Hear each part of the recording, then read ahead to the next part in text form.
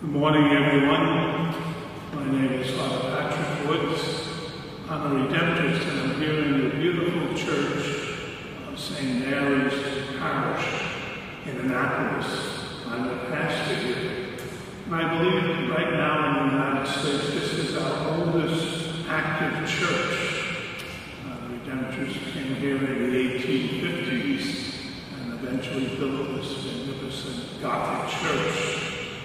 St. John Newman, the saint of our order, laid the cornerstone, and Father Francis Silos, the beatified saint of our order, was the pastor here. And so today I'm going to speak on the Gospel of August 6th, which is the story of the Transfiguration of our Lord Jesus. So I'm going to read the Gospel. Jesus took Peter, James, and John up the mountain by themselves, and he was transfigured before them.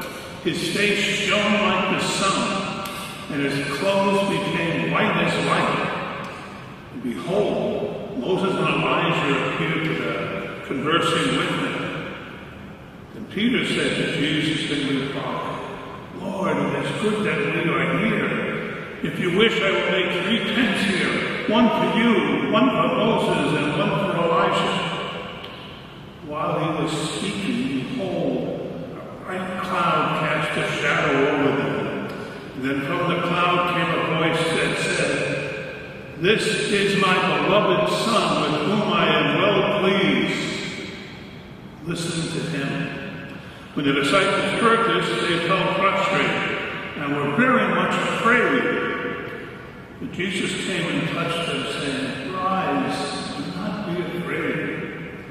And when the disciples raised their eyes, they saw no one else but Jesus alone. As they were coming down from the mountain, Jesus charged them, "Do not tell the vision to anyone until the Son of Man has been raised from the dead." The Gospel of the Lord. 10 years ago, I had the trip of a lifetime to the Holy Land. It was awesome to stand on the same ground where our Lord and Savior walked, or to sail on the Sea of Galilee and ponder how Jesus walked on the water to the frightened apostles in a sinking boat. There were so many holy sights that moved me. And on our tour, we did come to the Mount Tabor, where Jesus was transfigured, and the glory of God shone through him. Our tour bus was large and comfortable, but we were informed that it could not handle all the twists and turns to get up this 2,000-foot mountain. So we had to take the van that held maybe 10 of us. I think this van must have gone back to the time of Adam and Eve. It was very old and battered. And the road we went up on had no guardrails.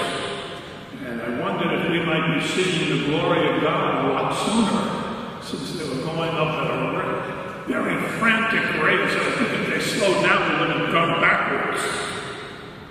I say Jesus was smart enough to walk, not ride up on a van. In the Old Testament, Moses goes up to Mount Sinai and encounters God in a burning bush. We hear these words in the book of Exodus: "You cannot see my face, for no one has seen me and lived." To protect Moses, God put him in the cleft of the rock and covered him with his hand as he passed by. We see a contrast in today's gospel with the gospel of the Transfiguration, as the apostles do see the glory of God shining through Jesus. We really do not have any words to capture what it must look like and have been for the apostles to see the glory of God shining through Jesus on Mount Tabor. Notice that Jesus only takes 3 of his disciples, Peter, James, and John. It is clear from the Gospels that Jesus loved everyone, Yet in his own humanity, he had close friends. And these 3 disciples were probably his closest disciples. They would be the ones who would be with Jesus in the Garden of Gethsemane as he struggled to face what was coming in his death, and they were falling asleep. So the 3 men who saw the glory of God on Mount Tabor couldn't stay awake as Jesus was sweating blood. This gospel always leads me to think about what we might call peak moments of life. These are experiences that touch us deeply. We never forget them. And they may or may not transform us or change us, but we will hold on to them. Generally, we know when we're having such intense moments. Yet there are times when we only see how significant and important they were as we look back on them. I can certainly think of my profession as a redemptorist or my ordination as a priest as 2 life-changing peak moments. But I have to say, as I was experiencing them, they had some moments of anxiety, worry about when my family arrived on time, where would they be sitting, and so forth. It was a combination of great excitement, but some practical worries. I think one of the great peak experiences of my life was in what might be sort of an ordinary moment. I was giving a mission in Ireland, the very village where my mother and father were from. And I was with my best friend, Father John McGowan. And we had an incredible week being in the village of Flagmont and Killanena. We were preaching the gospel in 2 churches where my parents had been baptized and raised. And as we gave this mission, the people began to love the 2 Yanks, as they referred to us. Of course, we used a lot of humor and funny stories, and I don't think they were completely used to that. And so on the last night, we had a great closing. The bishop of the diocese came in. It was wonderful. And then they were naturally having a party after the end of the mission. And it was going to be held, of course, at the local pub. And so John and I were walking down in the dark to this pub, just having finished this great time of mission. And I thought to myself, it doesn't get any better than this. Preaching in the village of your parents with your best friend.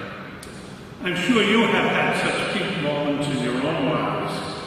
Perhaps it was when you fell in love with your spouse and were married.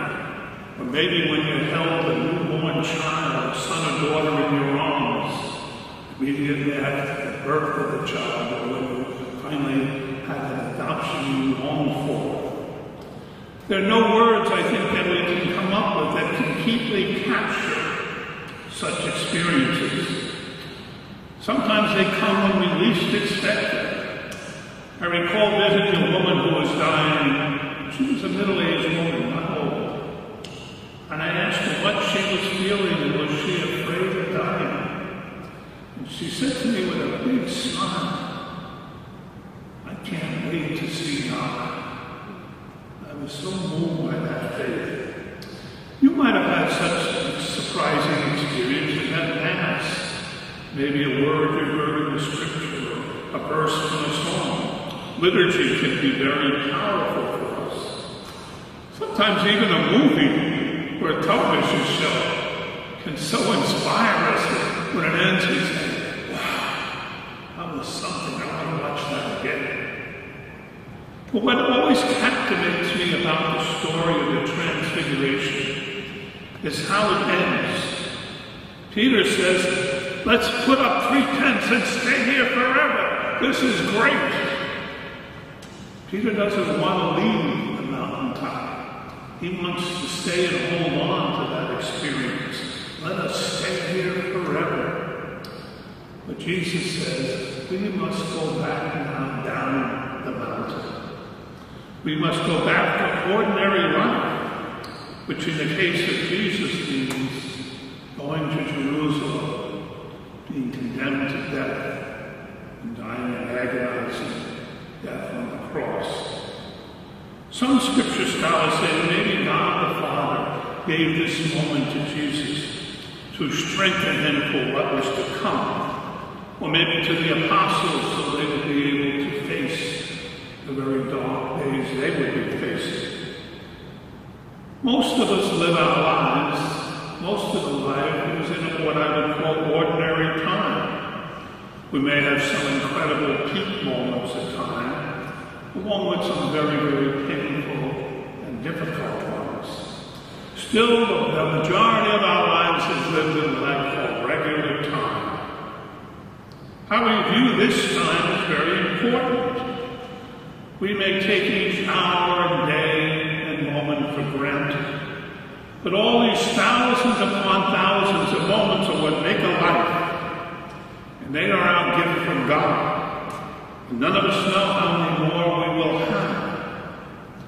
I have an image in my room that reads, every common bush of fire.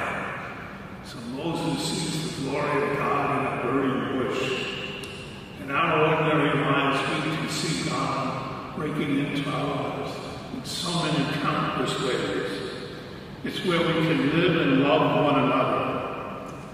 On April 3rd, 1968, the day before he died, Dr. Martin Luther King spoke these words that I think capture somewhat of the wonder of the Transfiguration. I quote, well, we don't know what will happen now. We've got some difficult days ahead, but it doesn't matter with me now, because I've been to the mountaintop. And I don't mind, like anybody, I would like to live a long life. Longevity has its place. And I'm not concerned about that now. I want to do God's will. And He's allowed me to go up the mountain and I looked over it. And I've seen the promised land. I may not get there with you, but I want you to know tonight that we are a people. We will get to the promised land. And I'm happy tonight. I'm not worried about anything.